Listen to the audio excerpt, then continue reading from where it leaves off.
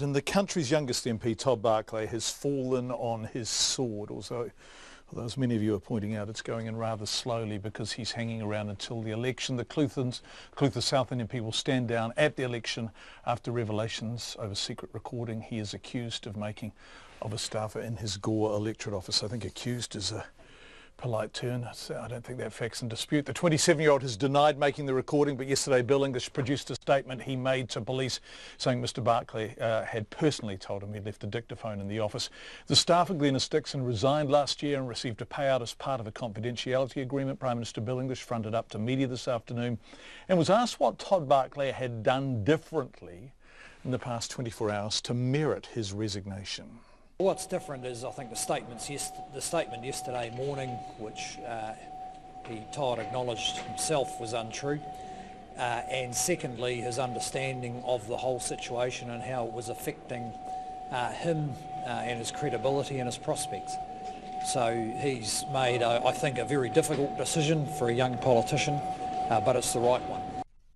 If you were watching that, you would have seen Jane Patterson standing behind Bill English as he was talking. Well, she's standing in front of our camera now, joining us by a live view from our gallery office. Hi again, Jane. It's lovely to have you back. This time last night, we were discussing what really was a most bizarre media stand-up from Todd Barclay, where he wandered in, delivered a very qualified and rather meek apology and wandered off. Tonight, we are discussing his resignation. What's changed in the interim?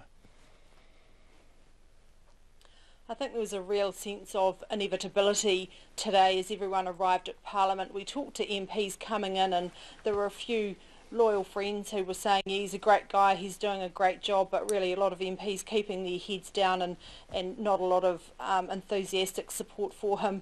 No. As the morning drew on, it really had the feeling of people making discussions, meeting about what was going to be happening, and we started to get signals that he was probably having those talks with senior National Party members, and of course then we had the announcement that he wouldn't stand down until he would stand down at the election. But I still think that an immediate resignation in these circumstances would have been justified. He does get to stay on now for another 3 months or so, taking the parliamentary salary when there are still major questions around his actions. Yes, and certainly we're receiving an enormous number of emails and texts saying precisely that too.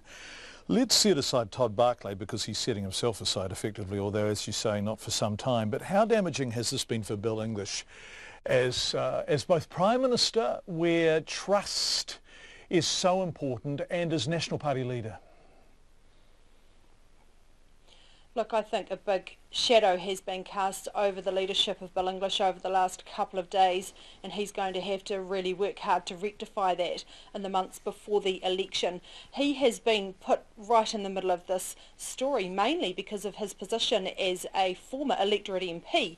Of course, the electorate that Todd Barclay took over, so he was drawn into this a little bit, but regardless, he is now responding to accusations that he's been involved in a cover-up, saying, I'm not in a cover-up, I reported it to party officials, I reported it to the police, and that's where it lay. But still, Todd Barclay has remained in Parliament with these questions over his head, with Bill English and John Key, who presumably knew about it as well, having signed off on the Leader's budget, keeping him in Parliament as a member of the caucus. Yeah. Let's go to the Clutha-Southland electorate, which, as you say, is Bill English's old electorate. What impact, if any, is this going to have in this profoundly, singularly safe national seat? I think now that Todd Barclay is no longer going to be the candidate, that probably has fixed that situation somewhat if they can get a good replacement candidate in. It's still not exactly clear about what happens about reselection, but the party rules say that there does have to be a reselection. If this had happened within 2 months of the general election, there'd be a truncated process, but the board does have quite a lot of discretion to carry out a new reselection process, and given the proximity to the election, that may be done pretty quickly. There are some candidates around, Mr Flood, who'd come second to Todd Barclay. He may well put his hand in the ring. It may be a relatively straightforward process, but the party rules do require them to go through that selection process again. So it'll be a fascinating business. Jane Patterson, our political editor, thank you so much, Jane, We appreciate your time last night and tonight.